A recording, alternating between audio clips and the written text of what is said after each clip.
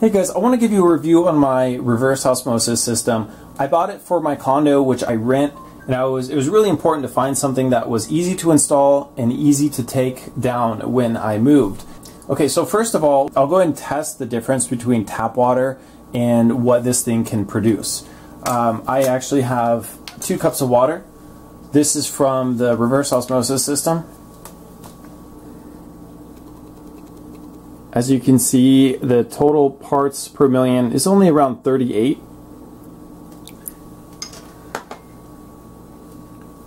And tap water, the tap water is around 590 parts per million. The reason why I absolutely love filtered water and I try to avoid tap water at all costs is because of what is in tap water. The Environmental Protection Agency, actually, they release what's called a CCL. It stands for Contaminant Candidate List, and it's a list of 116 substances found in drinking water. I'll include the list down below. I'll just go over a couple of them now.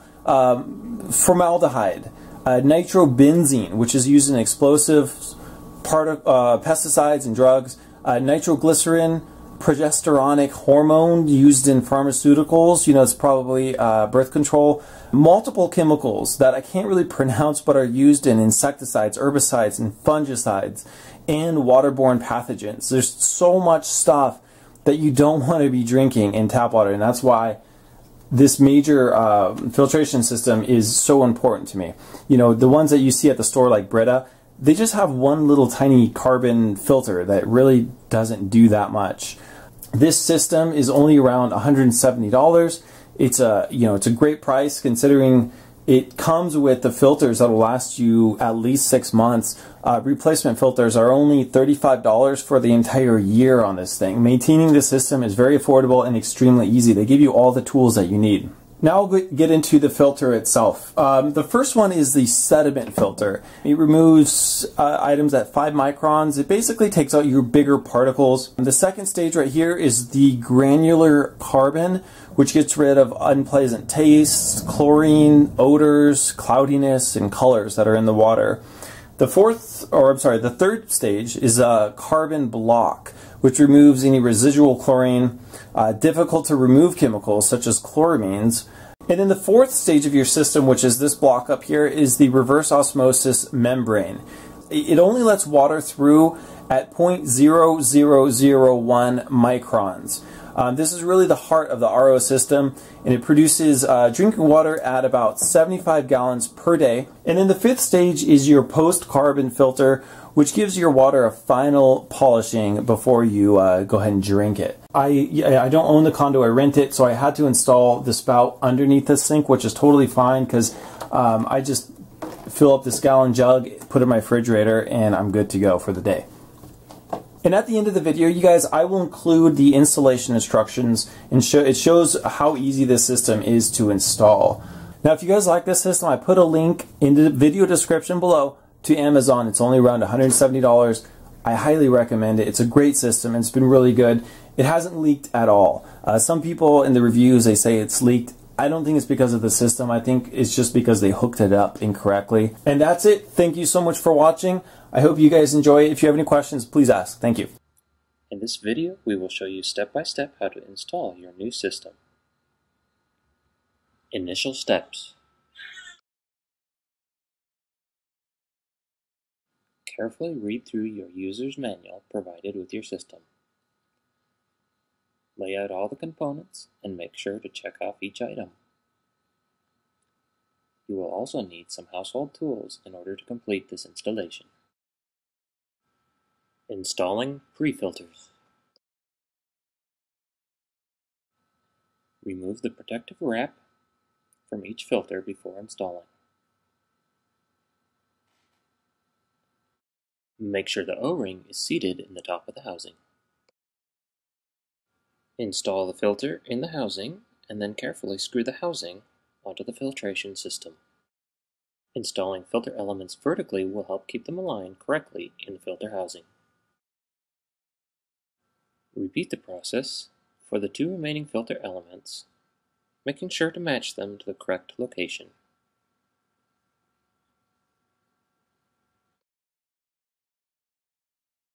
Tighten each filter housing using the supplied wrench.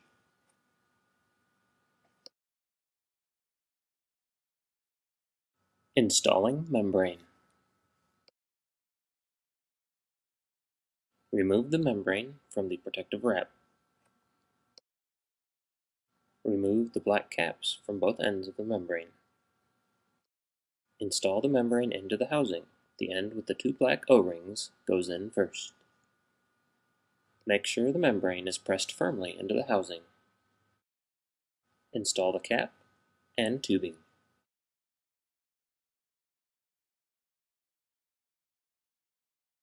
Quick connect fittings. Remove the tubing. First pull out the blue clip, then compress the fitting and pull out the tube. To install, insert the tubing and then install the locking clip. Cold water supply valve. Shut off the cold water supply valve to the sink. Open the cold water faucet to relieve any remaining pressure in the system. Old style valve. Put about 3 turns of Teflon tape onto the shutoff valve.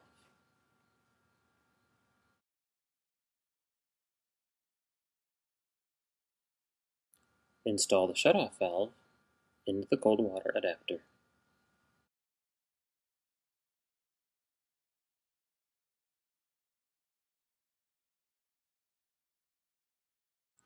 Loosen the cold water flex line at the faucet and install the adapter.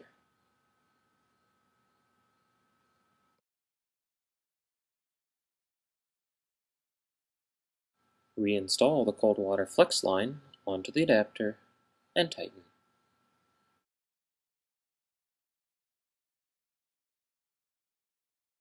Remove the nut from the stop valve and slip it over the red tubing. Then insert the red tubing onto the valve and tighten the nut. John Guest angle stop valve. Remove the cold water flex line and install the valve.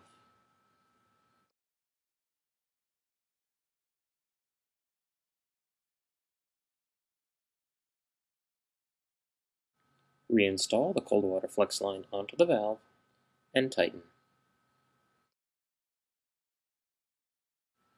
Insert the red tubing into the adapter. Dispensing faucet.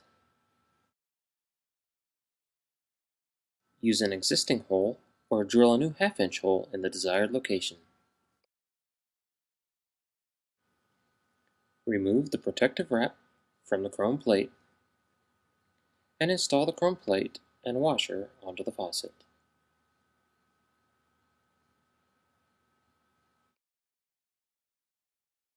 Install the faucet into the hole. The following steps will take place under the sink, but they are shown on the countertop for clarity. Under the sink, install the back plate, the lock washer, and the nut, and tighten. Place the nut over the blue tubing, place the collar over the tubing, and push the insert into the tubing.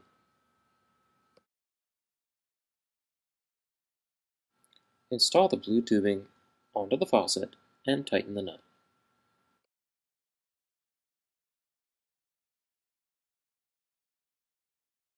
Tank shutoff valve. Put about 6 turns of Teflon tape onto the tank fitting.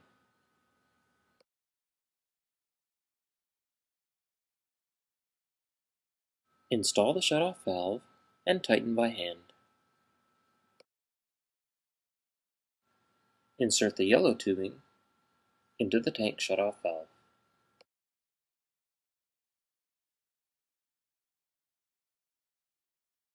Drain saddle. The drain saddle may be installed on the horizontal cross pipe or on the vertical drain pipe. Drill a 1/4 inch hole in the desired location. Install the sticky foam pad around the hole. Align the drain saddle with the hole using a drill bit or narrow screwdriver. Install the back plate. Install the nuts and tighten with a screwdriver. Remove the tool used for aligning the saddle. Slip the black nut over the black tubing and insert the tubing into the drain saddle and tighten the nut.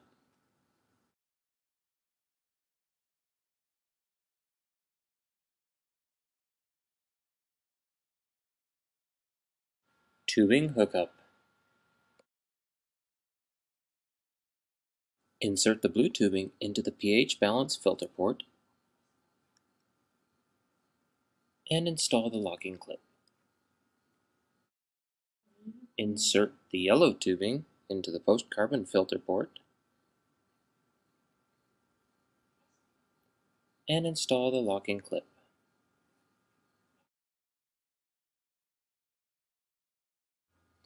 Insert the black tubing into the auto flush valve and install the locking clip. Insert the red tubing into the sediment filter and install the locking clip.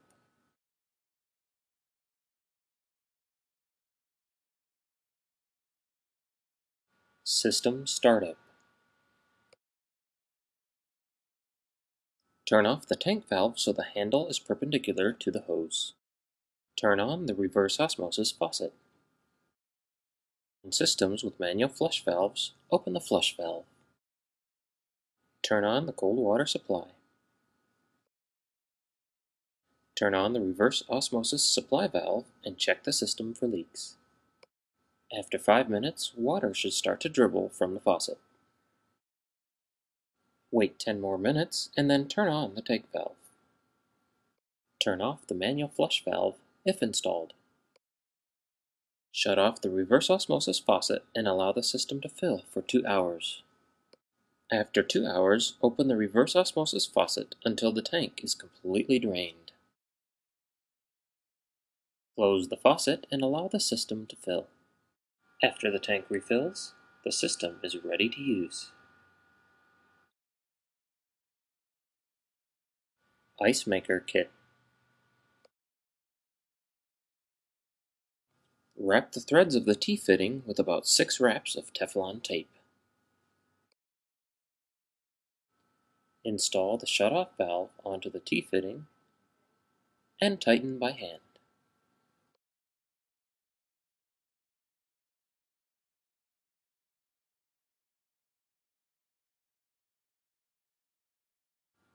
Remove the blue tubing from the pH balance filter.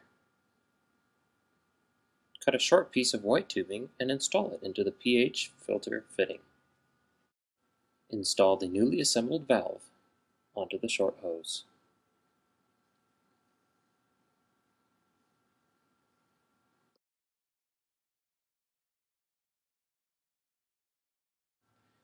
Insert the blue tubing into the T-fitting.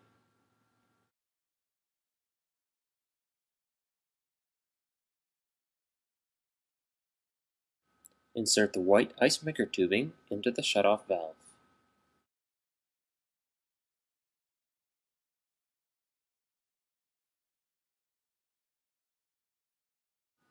At the back of the fridge, install the coupling onto the white tubing.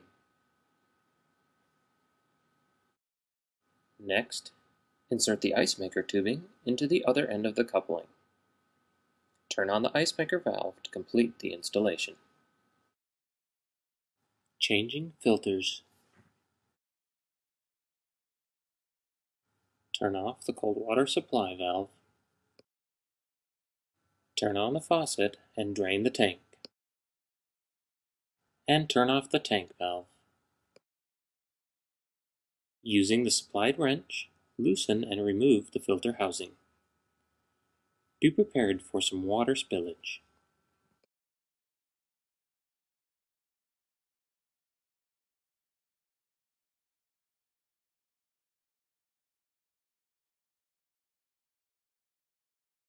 Remove the old filter cartridge and discard.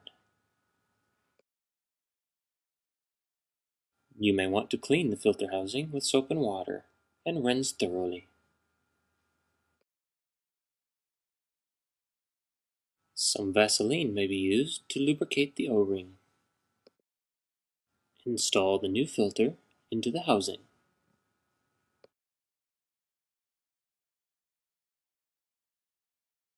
Reinstall the housing and tighten with a wrench.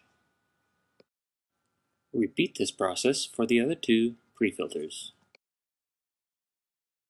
For either the post-carbon filter or the pH balance filter, first remove the tubing, then unscrew the fittings and install them onto the new filter. You may need to add a few wraps of Teflon tape to the threads. Install the new filter into the holder clips and reinstall the tubing. For the RO membrane, remove the tubing from the cap.